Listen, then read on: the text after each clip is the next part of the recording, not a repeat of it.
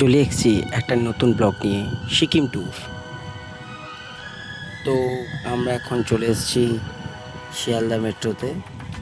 এখান থেকে মেট্রো করে আমরা যাবো প্ল্যানেট, কারণ আমরা ট্রেনের টিকিট পাইনি।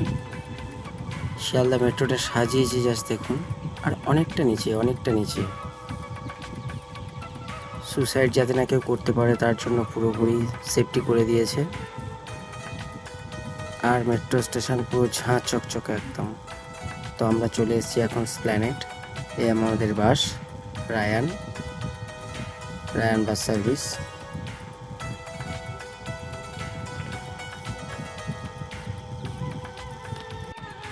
এটা আমাদের বাসের মধ্যে উপরটা হচ্ছে স্লিপার, নিচেরটা হচ্ছে পুশ ব্যাক।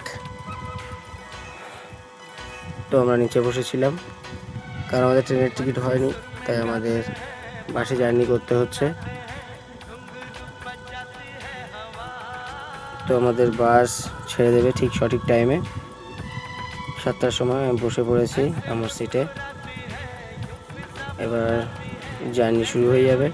রাতের ডিনারটা মনে হয় কৃষ্ণনগরে দাঁড়াবে। কৃষ্ণনগরে দাঁড়িয়ে আমরা রাতের ডিনার সেরে নেব।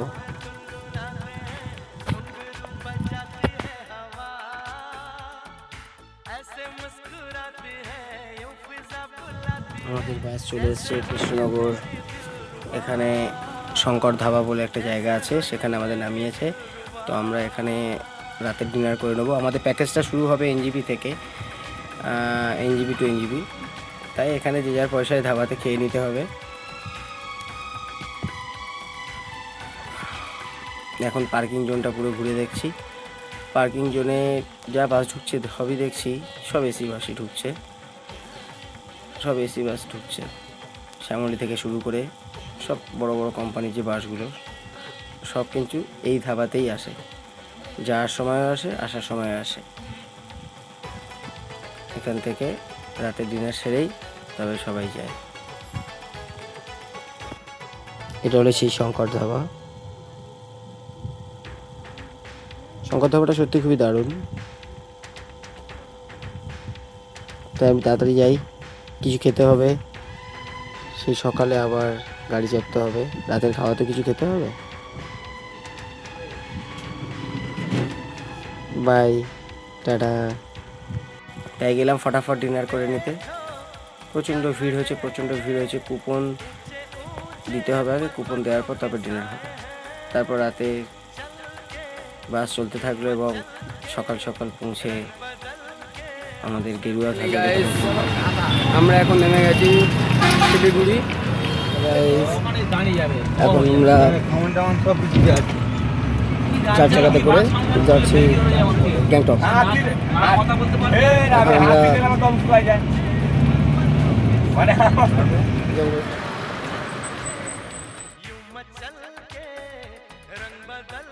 পাহাড়ের আঁকাপাকা পথ দিয়ে আমরা ছুটে চলেছি গ্যাংটকের উদ্দেশ্যে। আজকে আমরা যাব গ্যাংটক এবং আমাদের পাশ দিয়ে বয়ে চলেছে সেই নদী, যে নদীর আপনারা সবাই নাম শুনেছেন, তিস্তা নদী। দেখেছেন নদীর স্রোতটা, দেখেছেন কতটা ভয়ঙ্কর। এই সময় এতটা স্রোত মার্চ এপ্রিল মাসে, তো বর্ষাকালে কেমন হয় ভাবুন।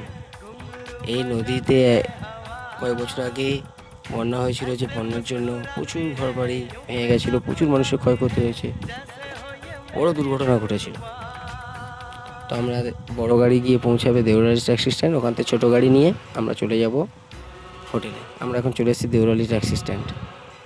তো আমরা আমাদের হোটেল হিমালয়াতে চলে এসেছি আমাদের হোটেলের নাম্বার স্ক্রিনে দিয়ে দিয়েছি। হোটেলটা সত্যি খুবই ভালো, রুমটাও বেশ ভালো, দারুণ হোটেল। আর হোটেল থেকে ভিউটাও দারুণ দেখা যায়। বাথরুম থেকে শুরু করে সব কিছু বেশ ভালোই পরিষ্কার পরিচ্ছন্ন।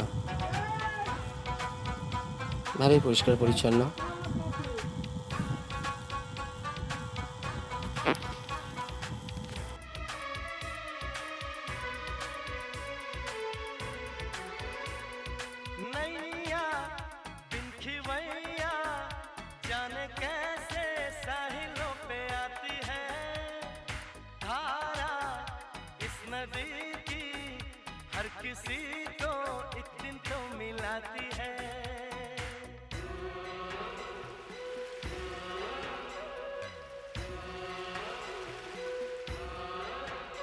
ओ नैया बिन खिवैया जाने कैसे साहिलों पे आती है।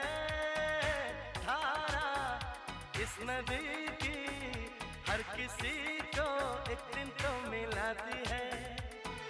सच्ची ये कहानी है, पानी जिंदगानी है, सारे जग को है ये पता।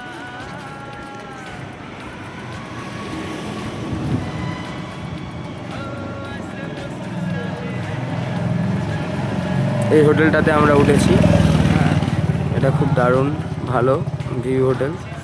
এখান থেকে বাইরের পরিবেশ প্রকৃতি খুব দুর্দান্ত। যখন যদি কেউ আসেন গ্যাংটক তো এই হোটেল বুক করতে পারেন। হোটেলের নাম্বারেই এখান থেকে বুক করতে পারেন। হোটেল থেকে বাইরের ভিউটা একবার জাস্ট দেখুন, জাস্ট ফাটাফাটি, জাস্ট ফাটাফাটি।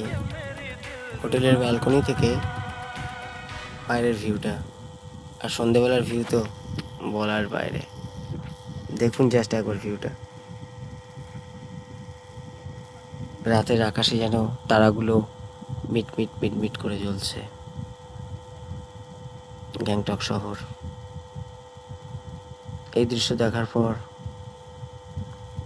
আপনার মন ভরে যাবে। দেখুন, তো আমরা রেডি হয়ে নিয়েছি, কারণ আমরা যাব এখন মেল রোডে, কারণ কালকে আমাদের যেতে হবে নাথুলা পাস বাবা মন্দির। তাই আমরা চলে এসেছিলাম মেল রোডে। মেল রোডে সেই সময় ওখানকার কিছু ফেস্টিভ্যাল চলছিল, তাই কিছু টেন্ট তৈরি করেছিল। টেন্ট তৈরি করে ছোট ছোট হস্তশিল্পের মেলা বসেছিল। মেল ঘুরে নিলাম, আর ঘুরে আমাদের বাচ্চা ভদ্র ফিরে এলো। হচ্ছে আর হাঁটতে পারছিলাম না, তাই একটা বন্ধুর পিঠে উঠতে হলো। নিয়ে যাচ্ছে আমাদের কেমন ভাবে যাচ্ছে দেখুন। শেরপা ভাই, সেই বাচ্চাবেলার দিনটা দেখো আবার মনে পড়ে গেল। শেরপা ভাই নিয়ে যাচ্ছে আমাদের আমরা সকাল সকাল আবার তুলে নিচ্ছি। ডিনার সেরে ঘুমিয়ে পড়তে হবে, কারণ সকাল সকাল উঠে আমাদের বেরিয়ে পড়তে হবে নাথুলা পাস এবং বাবা মন্দিরের জন্য। Next video